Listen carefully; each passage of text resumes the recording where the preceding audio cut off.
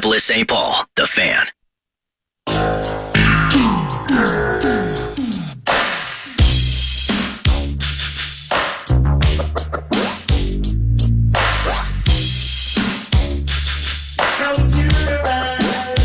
To noon.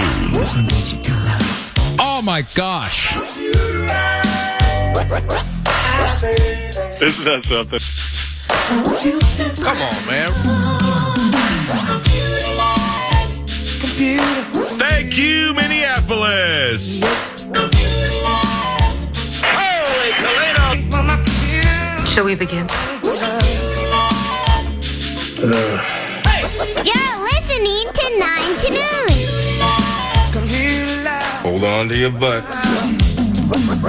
Holy cow. What a sound for sore ears and a sight for sore eyes. Our beloved AG, Aaron Gleeman, the Twins. I'm going to give you Covenant claps, too, because, the outstanding work you and Dan Hayes did with The Athletic covering the Minnesota Twins during the Houston series. And secondly, because we haven't seen you in like a month of Tuesdays. That's right. Because of travel and 3:00 games and things like that. Yeah. Welcome back to the Love Covenant. And I mean, I meant what I said in the text messages when you were at airports is fly. You don't fly often. And about I would say 3 times a year. Oh, 3 a year? Yeah. Oh, I thought it was 3 in your life. Well, no, I go to spring training every year. Oh, that's a good point. I thought you took a bus. Yeah, I would. If there was a train I could take this from here to Fort Myers, I would probably do it. Yeah, train I meant. 3-day train, I would probably do it. And then usually, we went to Vegas last year, Becky and I or something. But that's about it. But did you get a middle seat? No, I upgraded. Oh, wow. Because how do you upgrade if you only fly 3? Well, because I got, 1,000 miles. And I thought, well, I'm not going to fly again until spring training. Mm-hmm. So what am I going to use these for? And so, I upgraded it. Was there turbulence and do you get nervous? No, I'm not a nervous. I dislike the going to the airport and going through security and all that stuff. But the actual flight, I don't care. Yeah. Because here's my thoughts on flights. Same. If the thing's going to crash, what am I going to do about it? Same. Nothing. That's it for me. Same. Okay, great. I hope you guys are nice to me the next day on the air when you give the eulogy or whatever. But that's not. I never worry about that. So, here's the thing about upgrading. I know people are like, ooh, that's great. And it is great. Yeah. But when you're a large human, such as myself, it's mostly just about the space. Large is subjective. I don't find you to be large the more I learn about Nephilim. You hang out with NFL offensive linemen a lot, so when you see me walking, it's like, that's normal. No. Phil Lodeholt-esque physique that I have. But, it's not so much about the prestige of being in first class, and I don't drink comfortability or anything. So, you got up to first class? Yeah. Oh, very well done, AG. I was like, I'm going to fly once a year. Bo Hunting Burnsy, what's going on over there, Bo Hunting Burnsy? Good to see you. So it was a good trip. BA? Good, man. Thank you. I got AG here. I haven't seen him in a while. Talk soon. Anyway, you were saying it was a good trip to Houston. Game 2 was one of the better games I've seen in 20 years of covering the Twins. Yeah. Obviously, Pablo Lopez was fantastic. Yep. They come back home. You feel like they have some momentum. They're in the driver's seat. It's basically a best of 3. They got the home field. Yep. They got Sonny Gray going in Game 3, and then about 11 pitches into Game 3, you thought, oh no, this has gone bad. Yeah. And they never really recovered. I mean, Game 3 was done by the first inning. Yeah. You get the error by Kirilloff at first base, and then the 3-run homer by Abreu. That's pretty much all she wrote there. Game 4 was very winnable, and they just couldn't get a clutch hit. And it was sort of the story of not the whole season, but really the story of their first half. Yep. And the difference and the reason people had some optimism was in the second half, they started to come through in some clutch spots, bases loaded, 2 men on, and they just didn't do that much against Houston. I mean, Houston's pitching was good too. So it was a good series. I mean, it was a good 2 series for the Twins.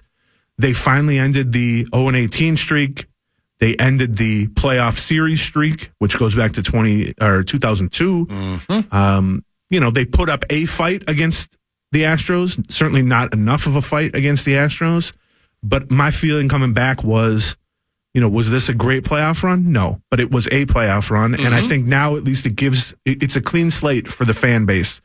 not everything now has to relate back to 0-18. When they make a trade, you don't have to go, ooh, I like that trade, but it won't matter, or but this. And so I like the idea that now people can just treat this as a normal team with normal playoff aspirations. There isn't this dark 0-18 cloud looming over everything. And so if they accomplish nothing else this season, I think they at least check that box, and I think that's a big one. You know what, man? I can't remember if I put it on social media or if I read it on the radio. It was a screenshot from a story you wrote that had some nostalgia to it. And I know we joke around a lot and everything, but like it bit me. This is what normal. This is how fans of normal teams, something like that, feel and or experience. So the 18 over the 2 decades was honestly absolutely ridiculous. Yes, it drags everything down, like from an emotional standpoint or just like a fan morale standpoint. And I know even during a season, it's like, oh, they're in first place, but so what? They're just going to lose in the playoffs. And so what? And I'm not telling you they made some spectacular playoff run. Yeah. But they at least showed they can win playoff games. They won games at home. They won a big game on the road against the defending champs. Like, there's at least now the possibility in everyone's mind. And when losing stops being inevitable, then all possibilities are open to you. And we're watching in the playoffs now. You guys were just talking about how the Rangers are unbeaten. Wow. There isn't a single person on earth 3 weeks ago who would have said, oh, I'm going to pick the Rangers to go unbeaten on a World Series run. No, Houston beat us. Yes. And I'm like, all right, well, guess what? Texas caught a team where there were 19,000 people for a home team in Tampa. Yeah. So I'm not, I'm not, and then the Wander situation, he's out of the lineup, all that. But nevertheless, I'm like, that's not the sole reason Tampa Bay's out.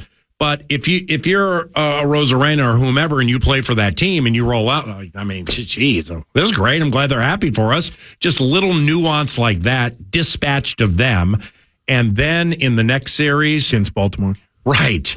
Baltimore, by the way, 100 and something wins. Right. Were the class of the American League basically from start to finish. Right. But I'm like, now this thing they're going to get now, well, this team has championship cred. Right. And this team does not trip when it's down. Right. And I saw that in game 1. They're like, all right, we're cool, but they didn't get to the wire first. And then now they're starting, you see Altuve's face after he strikes out with bases loaded. Now they're starting to grip a little bit, the Houston Astros, because of what the Rangers are doing.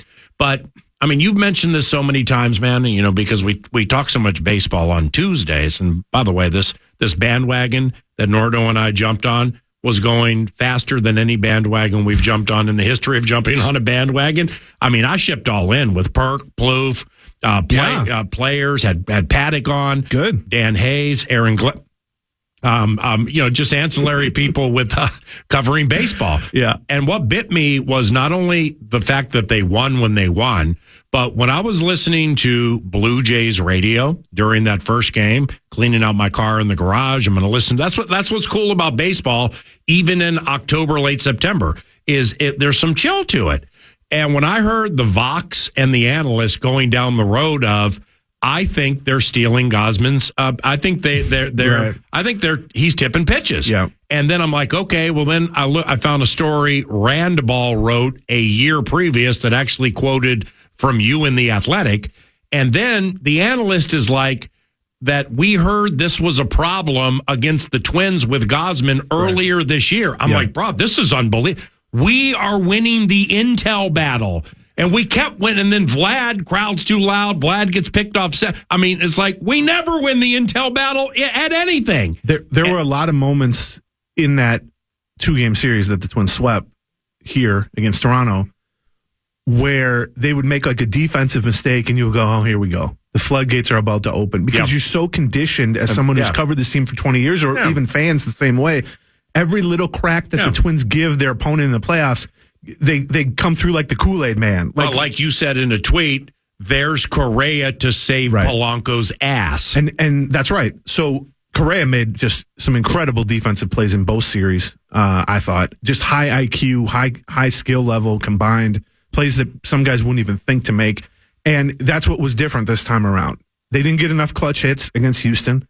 They could have at least won game 4 to extend it to game 5, which... regardless, win or lose, I just wanted to see Pablo Lopez versus Justin Verlander in a win-or-go-home game. Me too, big time. Would have been incredible drama. But that was, to me, the biggest difference, especially against the Blue Jays, but also to some extent against the Astros, which is all these little spots that come up in a game. Mm-hmm. Oh, they're up a run, but they hit a guy with a pitch to lead off the inning or something. You just expect it to be the worst possible scenario. Yeah. Because when you're facing the Yankees in the past or the Astros in the past or Oakland in 06, every crack that gets opened, the door flies wide open and the team crushes the Twins. And pretty much every time, especially in that Blue Jays series, the Twins then came up, bounced back, got off the mat, or made a key defensive play to stop a rally. You mentioned they picked off Guerrero in a big spot with 2 men on and Bichette at the plate. That, to me, was what was different. Like, we've heard every year, pretty much, when the Twins make the playoffs or close to make, they all say the same thing. Every manager, Molitor said the same thing. Baldelli said the same thing. Players come and go. Front offices come and go. They all go, well, this is different. What happened in 04, 05, 06, what does that have to do? But until you actually prove it, and until you actually are different, then fans have every right to be dragged down or have this dark cloud looming. And so I think if that, to me, and I've noticed it, it's not that people should be satisfied with what they just saw. I mean, they won 3 playoff games. For any other franchise, this is just a normal season. Yeah. But that's, again, what I'm saying is now you can just be a normal fan base of a normal team. And as you look ahead to next year, you can say, okay, well, are they favorites to win the Central? Absolutely. They should be. Yeah. And there's no longer but who cares if they win the Central, because what are they going to do in the playoffs? Well, maybe they'll do exactly what they did this year, and maybe they'll play a little bit better in the second round. And then as we're seeing from Texas, we saw from Arizona, who swept out the Dodgers. The Braves got knocked out of the playoffs when nobody expected it. The Orioles, I mean, all the best team. That's what separates baseball from every other sport to me in the playoffs is it can be frustrating to analyze it or to try to predict it. Yeah. But it's just pure madness. It's got like almost a March Madness feel to it. It's like, a 12 beats a 5 all the time. And pretty much every year, a 15 seed is going to beat a 2 seed or the equivalent in baseball. And we see that. And so from the Twins standpoint, once you wipe the slate clean and once you end these 2-decade curses or streaks or whatever you want to call them, then all possibilities are open. And they need to do some things this offseason to make the team better. But there's no reason they can't win the division again next year, and there's no reason they can't go even further in the playoffs. One of the techie many things I enjoy about the patience of your analysis during the season. It's very baseball-esque. I heard you on the radio, middle of the season, and it wasn't heated, but, it was a loud conversation based on what social media opinions were of Arise and Lopez. Okay? Right. And you were like, yes, there's no doubt that counts. Yes, no doubt that's happening. But you don't have to have the answer for like the blanket answer. That's the answer. Here's the reality.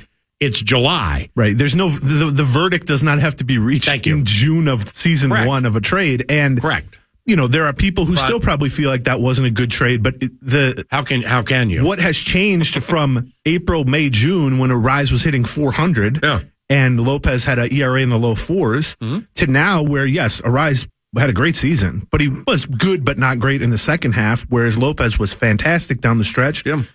Pitched them to a win against the Blue Jays and then pitched one of the greatest games in Twins playoff history the bet's against settled. the Astros. The bet's settled for now. Yeah. You know what I'm saying? 5 years from now, you're going to look back, and this season will just be part of the equation with that because they signed Lopez almost immediately to an extension. Yeah. He's here through 2027. If he has a couple of more games like that in the playoffs, there's absolutely no one who's going to be regretting that trade. On the other hand, if you're the Marlins, Luis Arise went out and hit 350. And by the way, the Marlins also made the playoffs. Yep. They didn't make a run like the Twins, but they made the playoffs when nobody expected them to either. So, it's nobody likes a win-win trade, because everyone wants to feel like they ripped off the other team. But sometimes there is just a win-win trade. But see, the point being here with the marathon, not sprint game, where people will crack wise and get snarky with the touchy-feely, it's a marathon, not a sprint. You can lay back too much on that when it comes to analyzing somebody. It's like, hey, it's been a month and a half, and, it's a marathon, not a sprint. He'll come out of it or whatever.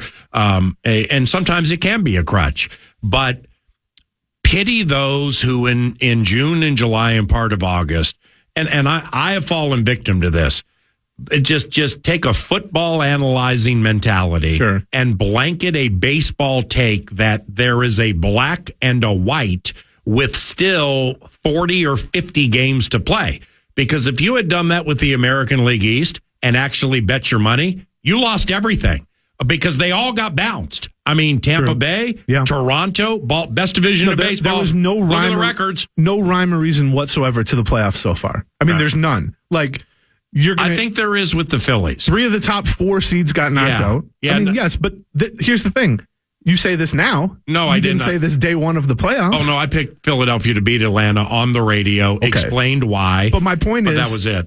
I mean, look at last year. The Phillies made the World Series last year. In the middle of last season, they fired their manager. Nobody would have picked the Phillies. Agreed. And so baseball is tricky because, like you said, the 162-game 6-month grind requires patience and big picture, and you can't analyze a game or a series or even a week as if it's the NFL. And then you get to the playoffs, and you can. Like, now we're just flipping coins. Now we're just every game means something. Yeah. No one can predict anything. I know you can sit here and say you like the Phillies over the Braves. Here's the reality. I see what you're saying. The Braves, the Dodgers, and the Orioles were the 3 biggest favorites to make the World Series, and they all got bounced before the CS. Agreed. But when your life has been predicated for 3 decades in finding vulnerable favorites, you will have your reasons you find vulnerable favorites.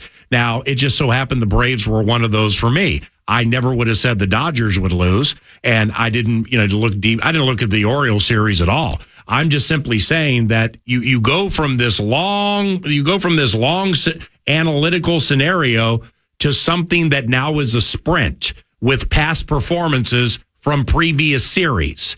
So therefore, it makes it easier to, in my estimation, over the course of years for me, to make predictions on series because the past performances you get from the postseason are dramatically different than the regular season because everything's amped up and the players, like Eovaldi. Okay, Eovaldi had just dramatic problems against certain scenarios during the regular season. But if you look at his postseason history, he's doing right now what he always has done in the postseason, assuming there's not an injury involved. You know what I mean? Well, yeah, that's what I love about baseball. The other thing that happens in baseball is when things occur, an upset happens, then people try to go, well, how could we have seen this? What did we know about this? Yeah. After the fact, people go, oh, well, the Braves were vulnerable. Well, I mean, 2 years ago, the Braves won the World Series. Yep. And now they got all kinds of winning cred there. They've been knocked out by the Phillies twice since then. Yeah. Well, does that mean that something changed? No, or is this just different outcomes? And then I think the human brain tries to find reason after the fact for a lot of things. And you can predict things correctly, too. I'm not saying that. But I think you go, well, Arizona knocked out the Dodgers. And then people go, well, yeah, but the Dodgers were more vulnerable than usual. And, well, that's easy to say now. They got knocked out by Arizona. Yeah. Everybody could have gotten filthy rich off that. Yeah. And so I think that's if you liked Arizona at Dodger Stadium plus 140, 150 in the first game, and your opinion was Kershaw is beatable in the postseason and always has been, that is what leads to a prediction or a wager because you're taking an underdog. Well, I don't care about the gambling aspect. Well, forget the gambling. It's still a prediction. Right. But nobody picked the Arizona Diamondbacks. People were arguing that they shouldn't have been in the playoffs. I'm saying that people look at things after the fact and they go, how can we rationalize what happened? And sometimes it's easy to do that. Sometimes you got to make a stretch to do that. The fact is, it's equivalent of, a 7-9 NFL team or a 8-9 NFL team beating a 13-3 team, and you can go, oh, well, they picked them apart. I agree. There was a certain matchup. Well, yeah, except nobody saw that coming. Right. I mean, yes, Kershaw was vulnerable. The last time you were in here, I lambasted the Texas Rangers for being punchless into every night. And now people look and they go, oh, well, you have all these magic, and they had this good matchup. And it's don't. Well, yeah, we can look at it now because it happened. Right. It's like saying, you know what? I saw somebody won the lottery yesterday. Yeah. I had a feeling that there would be 2 8s in the number. You could look at it after the fact. A little bit of a stretch, but I get it. But what I'm saying is how it flips in the postseason is really, for me, a beautiful thing with Major League Baseball. And that's like, I mean, the Texas Rangers 4 weeks ago were one of the worst hitting teams in baseball over 30 days. Well, now they can't be beat. That's absolutely beautiful. So to say they're going to go from punchless into the night to 27 Yankees and do it in hindsight is grandstanding. I mean, that's just ridiculous. Sure. But I'm saying there are scenarios in series, individual games and stuff where, like we talked about it during the year. Like I would have predicted the Twins would have beaten Gosman in game 1. Why? Because they crush him every single time. And I will roll with that piece of analysis trumping other analytical factors within the course of that equation, including no playoff victories in 2 decades. Sure. But also, that has no predictive value either. Agreed. Individual matchups. Like people go, oh, how come they started this guy? Because he's, 1 for 7 lifetime against this pitcher, whereas the guy on the bench is 3 for 5. Right. That has zero predictive value. I know people love to think that. Now, the Gaussman thing, get it. if you have a tell on a guy, right? Which it was funny. Like, I sat in on the Blue Jays press conference after the Gaussman lost to the Twins. Yeah. And there were questions about that from their media, the Toronto media that was in town. And he, kind of just said, yeah, they did a good job not swinging at my splitter and all that. It's in baseball, especially when you're a starting pitcher who essentially throws 2 pitches, which he throws a fastball and a splitter that he uses as a changeup. If you can, for whatever reason, either figure out when he's throwing which of those, you can just eliminate the other one, and then it's a lot easier to hit. And that's the tip. Or sometimes they're just giving it away. Their glove placement, their hand movement inside the glove, different release point, that sort of thing. I do think the Twins potentially had some of that on Gaussman. I think teams just in general occasionally get that on Gaussman, and yet he's still going to be top 5 for the Cy Young. But the other thing that can happen is, from a strategic standpoint, and this is what I think the Twins really did, they just say, look, we know he's going to throw fastballs up in the zone and splitters that appear up and drop down. What if we just say anything that's kind of belt high from our eyesight, we just don't swing at it. And if it's a fastball, we'll just take it. But most of the time, it's going to be a splitter that is trying to tempt you into swinging. And you saw, I think they only swung and missed at 4 splitters the whole game. And he's a guy who gets 10, 15, 18 swings and misses per start. And so I think they had a really good approach against a very good pitcher. I thought, in general, their approach is, they got shut out for 6 innings by Justin Verlander. They were 1 hit away from breaking through against Verlander in the first inning and the second inning. Right. I thought they grinded out a lot of at-bats in the Toronto series and the first 2 games of the Houston series. Unfortunately, I thought once they got back here for game 3 or game 4, on paper, the Houston starters, Javier and Urquidy, were not as good. But I just thought the quality of at-bats that they showed in the first 4 games of the playoffs just weren't there. And that's a credit to the pitchers, too. But, you talked about Framber Valdez. They got to him, same approach, which they just didn't swing at his off-speed stuff, and they made him throw in the zone, and he just couldn't do it. He walked too many guys. I mean, Verlander was all over the place, walked a bunch of guys. He just is a Hall of Famer and pitched through it and got through it and then got back on track. But when he settled in, that curveball was Juan Marichal-esque. I mean, they basically said after the game, which they could have won that game certainly too, the game 1 in Houston, they said we had him on the ropes, and the moment we couldn't knock him down in the first and the second, and even to some extent the 3rd inning, we knew we were in trouble because he's not going to struggle like that for the whole night. If you give him a chance to kind of settle in and get right and get back on track, and that's what we saw, and then he just started slicing up the lineup. But they could have won that game.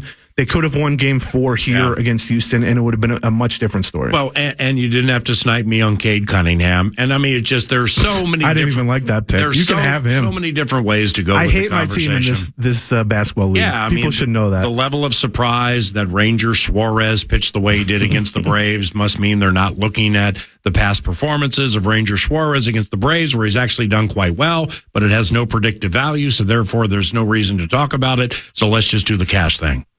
The Fan, along with 2 men in a junk truck, they want to give you a chance to put $1,000 in your hand with the National Cash Contest. Go to KFAN.com, enter the keyword WIN. You might win $1,000. Go to KFAN.com. PA on the Fan. Big reminder, tomorrow is going to be Wild Wednesday. And Wild Wednesday, by the way, is always brought to you by Jim Beam. Love Jim Beam and love Wild Wednesdays. So the Wild are in Montreal right now. We know that. 6 p.m.-ish puck drop on the Fan. But each and every Wild Wednesday, there'll be tickets to give away. So Wild fans, you want to get inside the X to watch your favorite hockey team, and you're waving towels and you're buying the mini donuts and you're watching your team hopefully win games.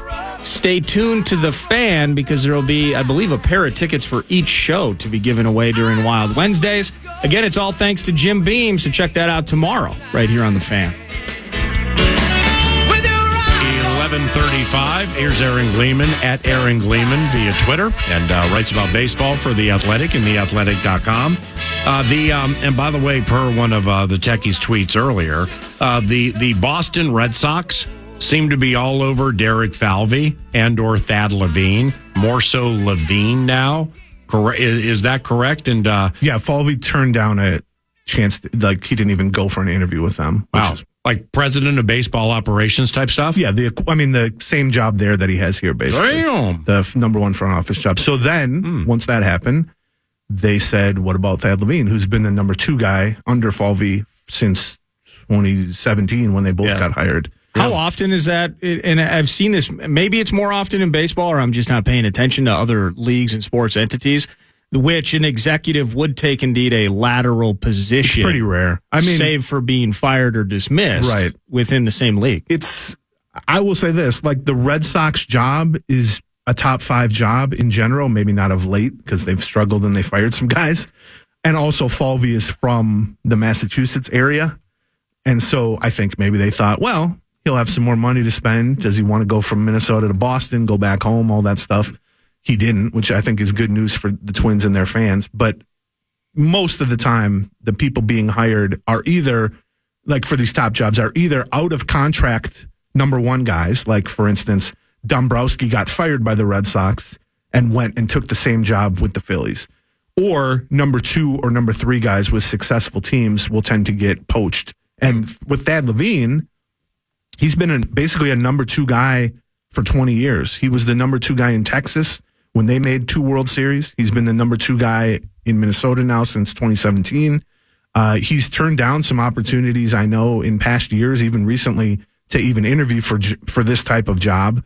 I think he's also an East Coast guy, and the Red Sox job does have some prestige. It's not the Yankees job or the Dodgers job, but, they got a lot of World Series lately. They got a lot of money, and it's a big fan base in a big market. So I don't know. I guess I would be surprised if he took that job, but certainly that's the type of job that a number 2 front office person at a successful team would jump ship to go take the number 1 job in Boston. Do you know anything about, there was the gal with the Marlins, I think it's Kim Ng. Yes. And she was it's the first time the Marlins have made the playoffs, the 2020, the 60-game bit, whatever, but first full season since they won the title in 2003, and they tried to basically either usurp her or hire someone above her, so she just quit as the GM of the Marlins. Is that right? Yeah, well, first of all, she was on the other side of the Arise for Pablo Lopez trade. She's the one who traded Pablo Lopez to the Twins to get Arise for the Marlins. And like Nordo said, they made the playoffs for the first time in forever.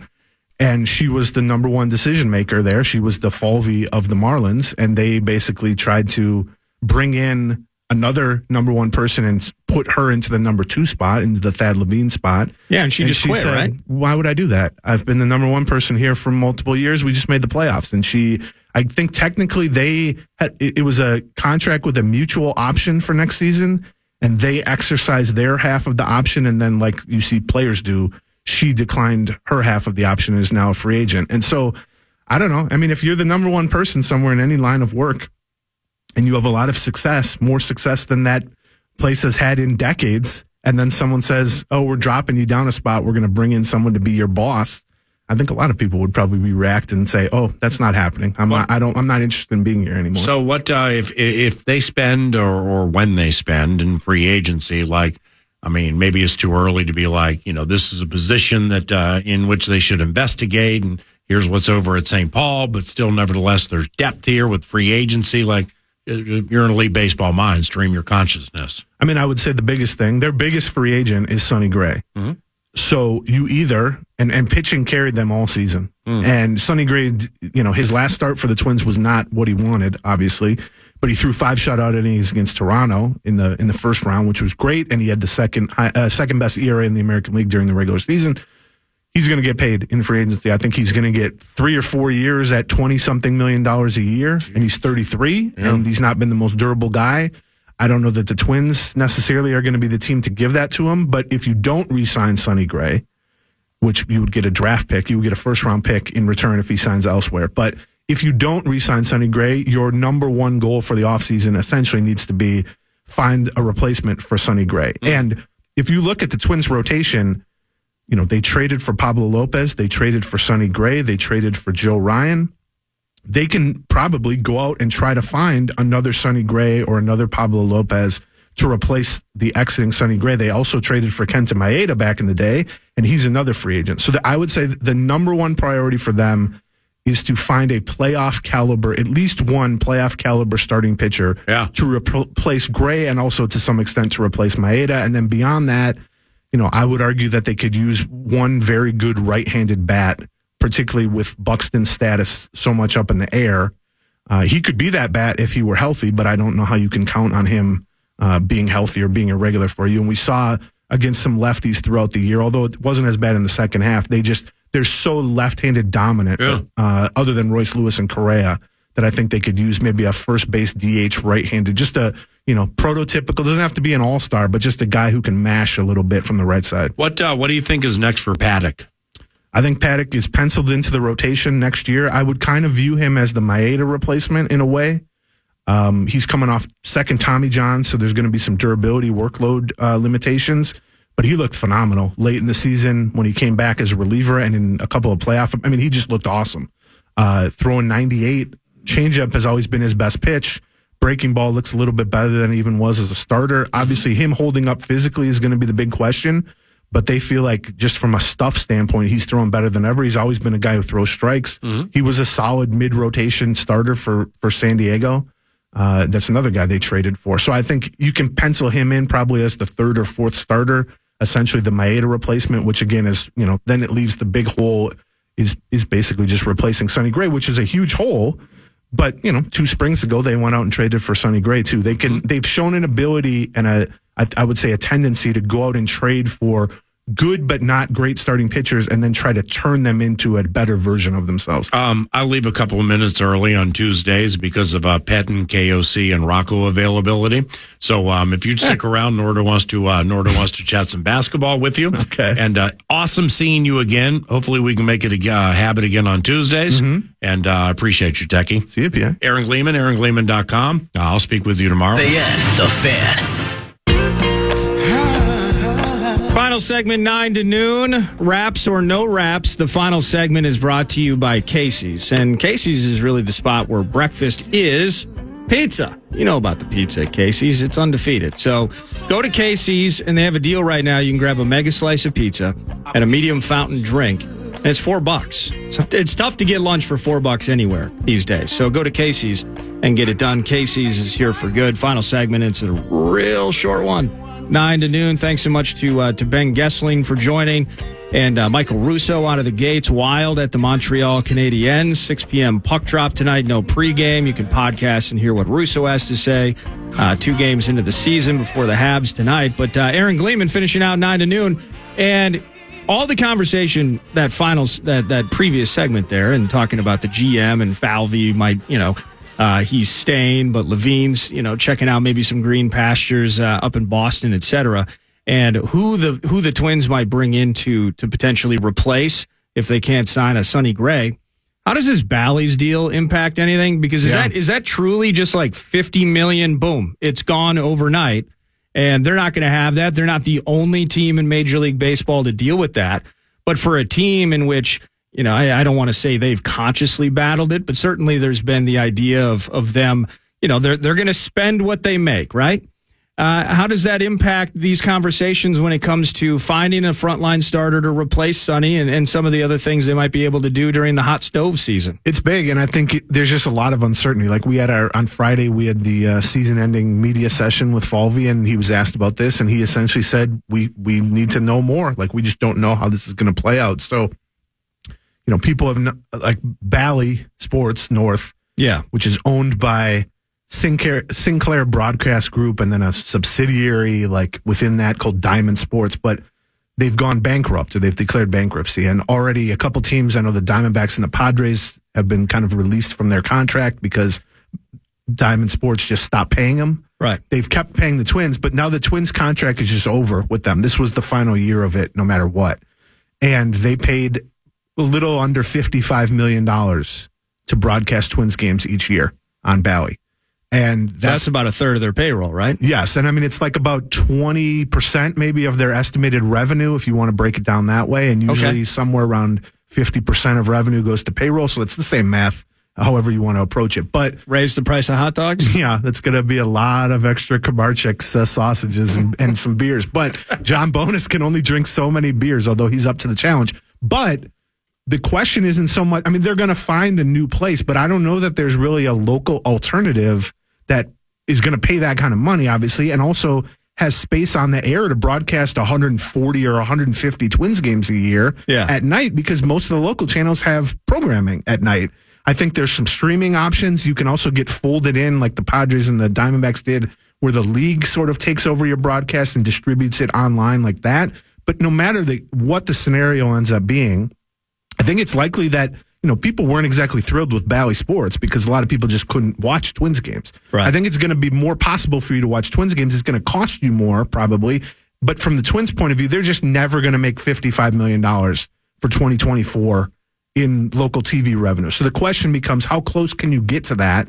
And let's say if you make $35 million instead of $55 million, does that $20 million in lowered revenue equal, let's say, $10 million in lowered payroll? Or does the Pohlad family just say, you know what, we'll just keep the payroll as it is. We'll take this short-term loss or whatever and try to, push this team towards winning. And that's one of the biggest questions, because the difference between an extra $10 million or not could be being able to re-sign Sonny Gray or finding a capable replacement or trying to go bargain hunting again. Well, here's what I know that I need you in the clubhouse getting beers poured on you. Yeah, twice that happened this year. In a poncho. It was amazing. We as Twins fans need more of that, Mr. Gleeman. Thanks for hanging out the full hour and then the final segment, even though as short as it was. That's Aaron Gleeman. I'm Nordo. PA is actually on his way to Twin Cities Orthopedics Performance Center right now, interviewing not only assistant Mike Pettin, but Kevin O'Connell later today as well. You'll hear that X's and O's with head coach Kevin O'Connell. We are at TCO tomorrow for a very Viking-centric show. How the hell are we just going to go ahead and upset these Niners on Monday? We'll get into it tomorrow. Thanks for listening to 9 to Noon. The program is next. Actually, PJ Flex Show, Gopher Football Weekly is right around the corner. And go get that pig, beat Iowa. It's the Fan.